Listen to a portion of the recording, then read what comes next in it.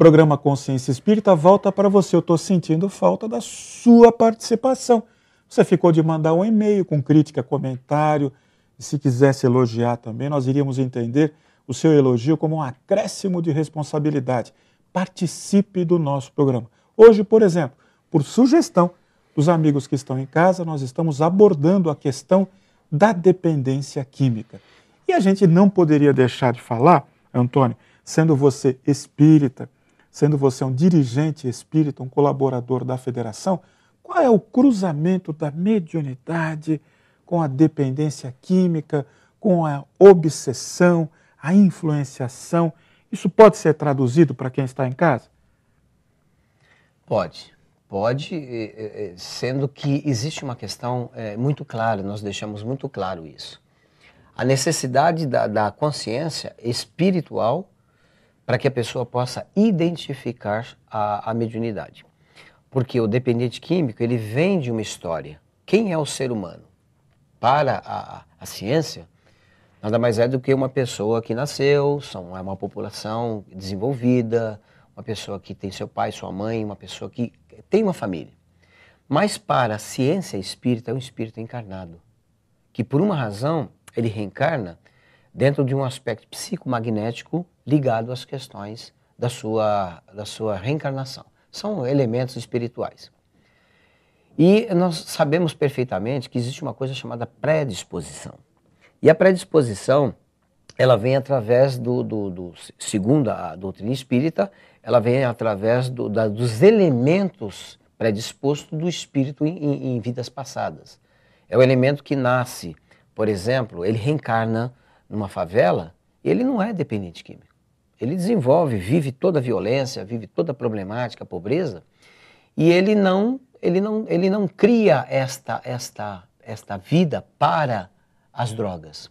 No entanto, nós temos pessoas abastadas, pessoas com um grau de educação bem desenvolvido, pessoas que viajaram e têm motivação, autoestima e condições financeiras e são dependentes químicos. Então, o que acontece? É muito relativo isso. Agora, um diferencial que nós encontramos é o ser humano que vive com dignidade e aquilo que nós chamamos de predisposição espiritual. Mesmo diante das intempéries, das dificuldades, das pressões, mesmo diante dos problemas que são os mais variados, ele não tem essa predisposição psíquica para usufruto das drogas. E isso é uma variante. Nós temos casos e casos, não existe um determinante, mas nós sabemos que o meio ambiente, ele é altamente estimulador, aquilo que nós chamamos de influência magnética, que é a influência do meio, ou a energia psíquica, que conduz a pessoa a ter um ato deliberado, é o chamado ato inconsciente. Antônio, uma pergunta, digamos, o que a pessoa deve fazer, supostamente, digamos, que haja uma predisposição, essa pessoa sinta essa atração inconsciente, que de vez em quando aflora a sua mente, o que ela deve fazer para evitar resvalar na droga? Qual a receita, se é que existe? Existem meios e existem saídas, isso que é uma coisa importante, nada está acabado. Quando vem essa questão, nós podemos sempre dizer que existem elementos que é o autocrescimento.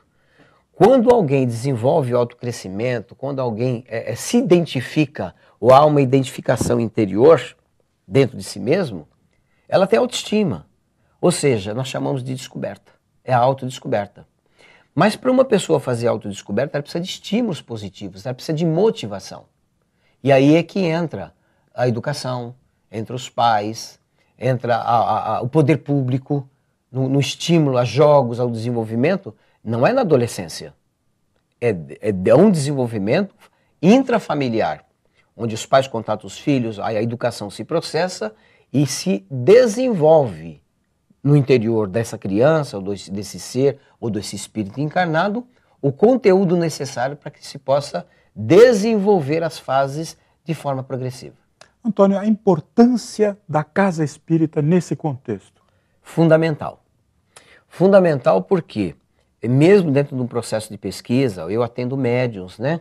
Médiuns que foram procurar tratamentos alternativos, não conhecendo o elemento conscientizador da doutrina espírita, porque a doutrina espírita ela tem um elemento conscientizador, que não é só a parte filosófica religiosa, mas o aspecto científico, que faz com que o elemento se arremeta a um grau de consciência e ele desenvolva suas próprias defesas. Porque o homem culto, o homem que tem conhecimento, o homem que é bem formado e informado, ele desenvolve defesas emocionais a ponto de viver um mundo de pressão, um mundo de competitividade, ele passa a ter firmeza e resolução nas suas atitudes, nas suas respostas. Principalmente quando se desenvolve os valores éticos. Nesta formação estrutural na primeira infância, gera uma segunda infância forte, a terceira infância, que vamos chamar de já a puberdade, formando as respostas necessárias para combater o que está certo e o que está errado. Ou seja, a consciência identifica naturalmente pelo instinto o que está certo e o que está errado. Antônio Dias, combatendo o que está errado. Nós começamos o nosso programa com aquelas imagens que realmente nos emocionam. São irmãos nossos sofrendo na Cracolândia. Por que, no seu entender, essas cenas tristes continuam e essa população continua agregada a esse local de uma forma assustadora, como nós estamos vendo? São questões complexas, quando se fala da individualidade e do micro, né? Quando nós falamos do macro, fica muito mais complexo ainda, porque nós estamos falando de personalidades, predisposição, vida, personalidade, não é uma coisa que se decifra tão facilmente. Mas quando a gente pega o fio da compreensão espírita, nós falamos em predisposição, mas como nós falamos de políticas públicas, quando nós falamos do amparo, da caridade, da fraternidade, nós estamos falando da conscientização da personalidade humana, onde homens inteligentes, pessoas de conhecimento, pessoas que têm condições, orientam outras pessoas que não têm conhecimento. Ou seja, a fraternidade é fundamental. A vaidade, ela individualiza, e a fraternidade, ela dimensiona para todos. A educação bem distribuída, a estrutura da renda bem distribuída, o egoísmo não desenvolvido numa estrutura humana, faz com que se minimize essas questões da Cracolândia. São jovens, porque eu estive na Cracolândia, eu estive aí uns 3 meses atrás, conversei com um jovem, contou a história dele. Eu tive contato com algumas pessoas trabalhando a personalidade, são pessoas boas, não são pessoas más, nem todos são criminosos. Mas eles não têm sentido, não têm direção, família desagregada, estrutura de família, de pais, né, que não tiveram a herança cultural, a herança de uma informação conscientizante. Com certeza o resultado foi isso, porque o que eles receberam? Desinformação. Aí o que nós deduzimos, diagnosticamos? Um homem bem formado e informado, ele tem condições de identificar os caminhos, no mínimo. E isso se faz na primeira infância. Não se pode deixar para orientar e preparar um adolescente para ser homem, quando na realidade os elementos antecedem a adolescência. Antônio Dias, deixe um telefone para contato do GAFA, por favor. Operadora 11, um telefone para contato. Tanto o GAFA quanto o particular, inclusive é 2989-6711, 2231-5660. Eu vou pedir à produção do programa que coloque aí na imagem para nós. Eu queria que você olhasse para aquela câmera e conversasse com a juventude nesse minuto final do nosso programa, alertando-a para o problema das drogas.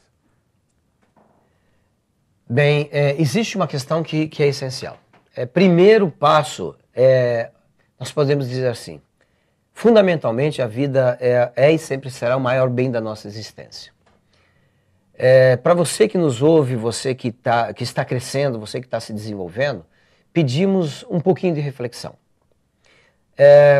Que é importantíssima a vida e que é a necessidade de identificar os valores que realmente formam, os valores que educam, os valores que te levam a alguma coisa que seja boa, que seja produtiva. Vamos pensar numa coisa que é essencial. Vai à natureza e você vai perceber que não existe um pássaro ou um animal que ele usufrui das questões de drogas. Jamais um animal se envenena. Segundo, nós temos que pensar na vida em si, no futuro. A coisa mais importante vai ser o futuro para que possa desenvolver em você, jovem, o sentido da sua existência. Nada mais importante do que a alma, os sentidos daquele que nós temos e que nós vamos arremeter, que não vai sinalizar. Só existe um caminho, o caminho do bem. Esse forma, esse identifica, esse cria e forma para sempre a nossa identidade. Busque o caminho melhor, isso você com certeza vai ter no mínimo a chance de ser melhor e feliz. Porque somar e dividir com todos, isto é ser humano. E a vida é e sempre será o maior bem da tua existência e da nossa. O programa Consciência Espírita fica por aqui. Voltaremos na próxima semana com mais um tema importante para ajudar você e ajudar você, nos ajudar a fazer um mundo melhor. Até lá!